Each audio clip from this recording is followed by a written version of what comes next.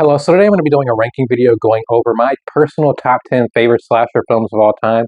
This is my favorite subgenre of horror. It is probably the one that I'm most well versed in and experienced with.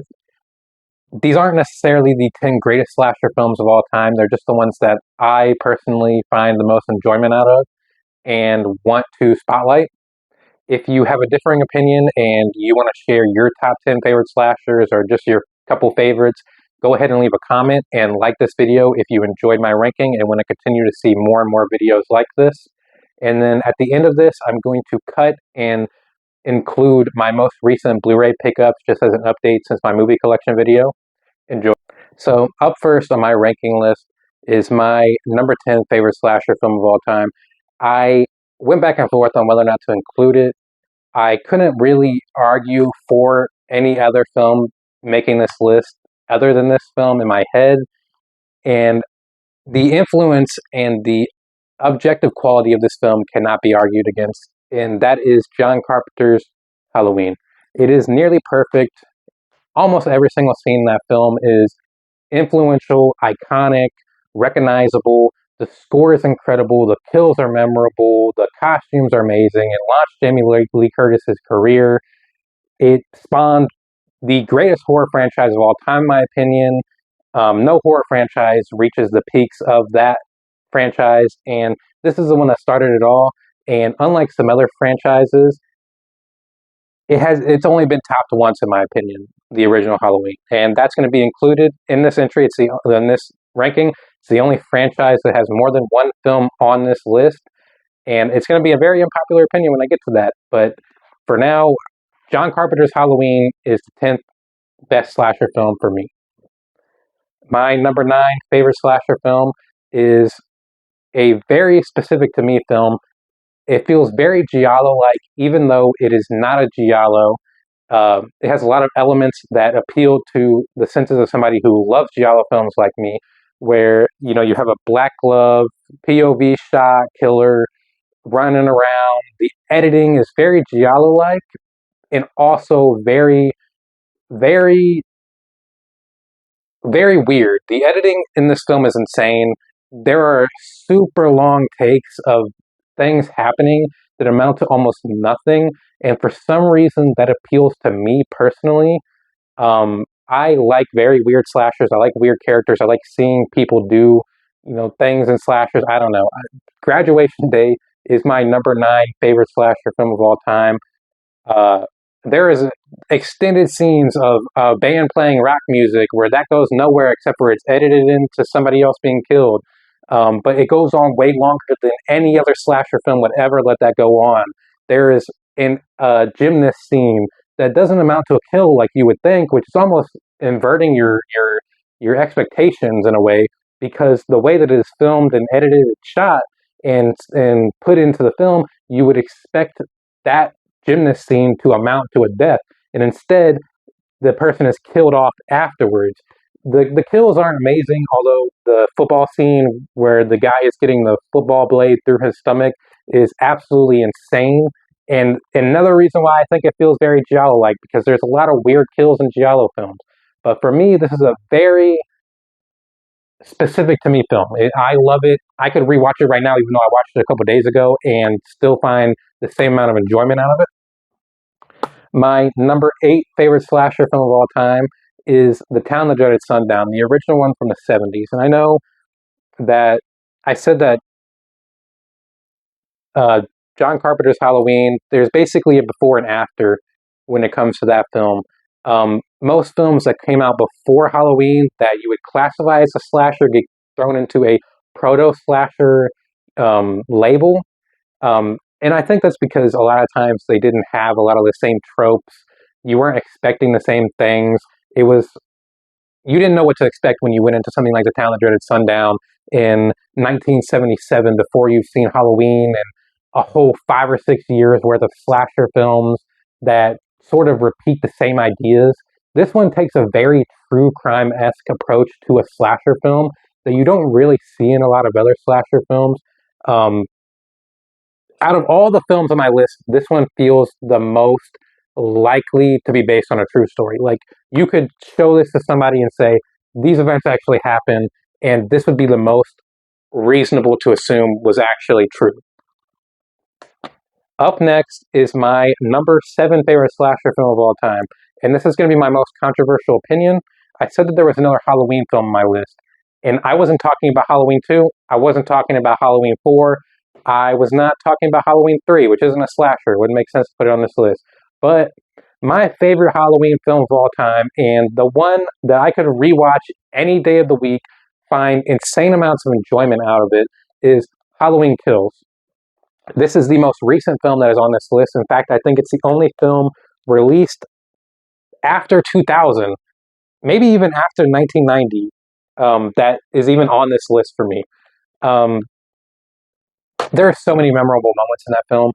There is the firefighter scene at the beginning where he goes absolutely apeshit and eviscerates all these firefighters. Even if it doesn't make logical sense, it's still amazing, and I love seeing it. There's the Hawk out scene at the end where he's surrounded by people who get the shit beat out of him, and he comes back to life and destroys them. There's the car scene where you think he's going to pick up a gun and he doesn't pick up a gun. The only knock on this film, in my opinion, is the weird escapee mental patient subplot that they throw in the film and ham fist a moral a moral a moral life lesson that completely gets ignored by the end of it because Judy Greer's character completely, goes back on her whole "we're becoming the monster" thing and decides to try to kill Michael. Um, but even that is fun. Like, the hospital sequences are fun. They are fucking anxiety inducing. Um, for me, this is one of the most enjoyable slashers of all time for me. I could rewatch it any day of the week. Number 5 on my favorite slasher ranking list of all time is my favorite entry in the Friday the 13th franchise. It's the only one that makes this list. Jason Lives would be an honorable mention, but for me, this is just the one that I gravitate towards the most. It feels almost like a comfort film. It's the one that capitalizes on the summer camp vibes and summer camp aesthetic that you would come to expect from the way that people talk about Friday the 13th, but you don't necessarily always get. And that is Friday the 13th Part 2. Easily the peak of the Friday the 13th franchise. It's better than 4. I don't care what anyone says. Baghead Jason is my second favorite Jason design. Some of the kills are incredible. Amy Steele is probably the best final girl in the Friday the 13th franchise, in my opinion. This one's amazing. I haven't watched it in the last year or two, so I can't say too much about it, but it's incredible. It's a comfort slasher for me. Number 4, or number 5, I don't know if I said 5 when I was talking about Friday the 13th Part 2, but this was number 6. Number 5 on my favorite slasher films list of all time is Pieces. This is technically a giallo, but for me, it's the most American slasherized giallo film that there has ever been. Probably ever will be. I don't even know if giallos are even still getting made, to be honest with you. I only really look at ones from 70s and 80s. But this film is fantastic. It's absolutely brutal. It's fun in the same ways that something like Halloween Kills is fun to me. There's a lot of red herrings. There's a lot of, people that are suspected of being the slasher. There's so many weird characters and a lot of like fun kills, a lot of fun scenarios. It's endlessly rewatchable. It's one that gets better every single time I see it. And then number 4 on my favorite slasher films list is the only slasher that I think truly competes with Halloween 1978 as far as being objectively the best slasher of all time. It's not my personal favorite. It's not my top 3, but it is a film that subverts a lot of genre stereotypes only 2 years after they had been, created, and has the most likable cast of characters in any slasher. I don't think that it could be argued that the coal miners in the coal mining town of My Bloody Valentine 1981 are the most likable slasher victims in any film ever. It has some of the best holiday stuff ever. The town, I think it's Valentine's Bluff is what it's called. I can't remember what the town Valentine My Bloody Valentine is called. But the Valentine stuff in this film is incredible. The putting hearts in Valentine's Day chocolate boxes, the kill where he stuffs the woman in the dryer or whatever, um, the hot dog water kill. You know, for me, this film is a damn near perfect slasher. I love it.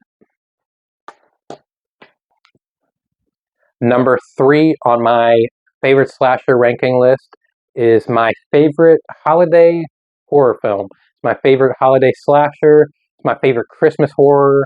My second favorite Christmas film in general, behind Christmas Story, also directed by the same director. Um, that is Black Christmas.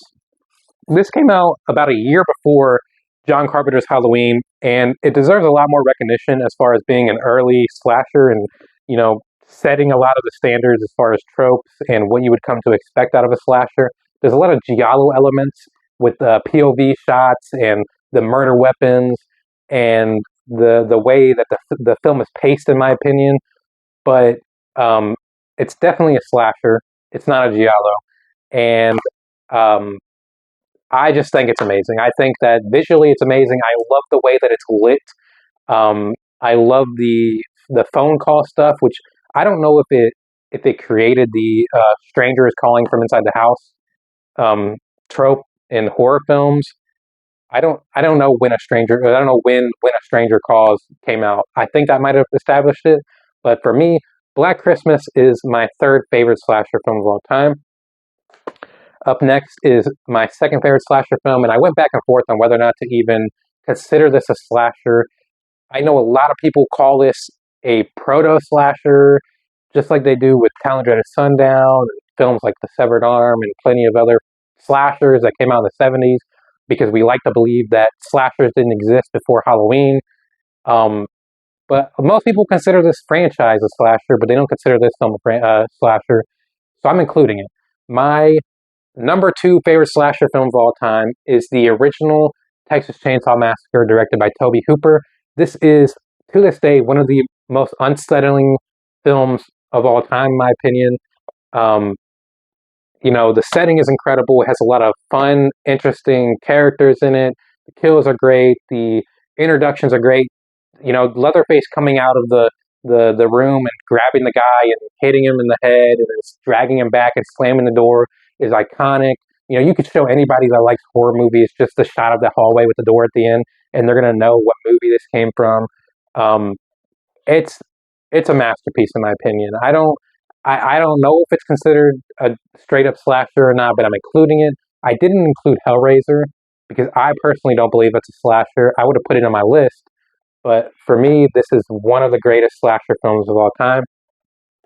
And then number one, my personal favorite slasher film of all time.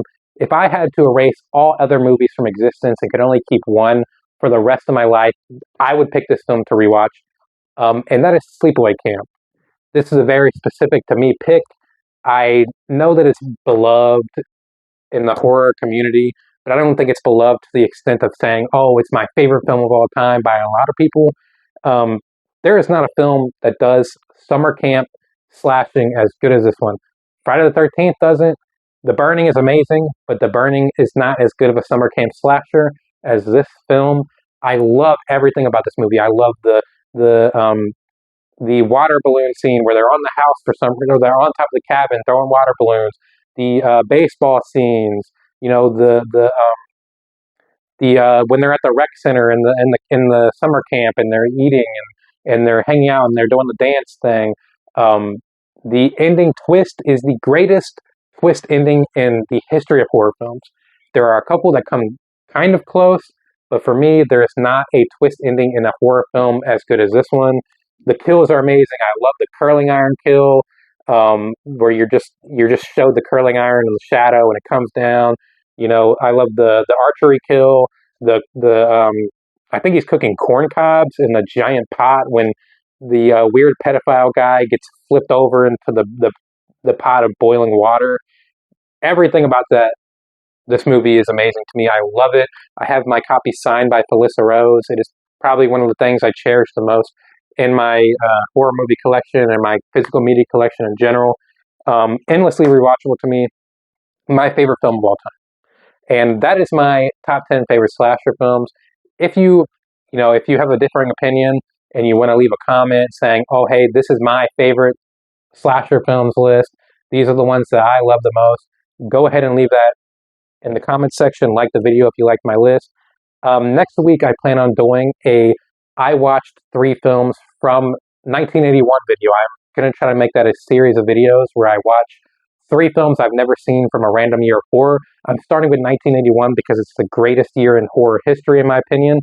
So I'm going to be watching 3 films I've never seen in the upcoming week from that year and doing a collective review / ranking of those 3 films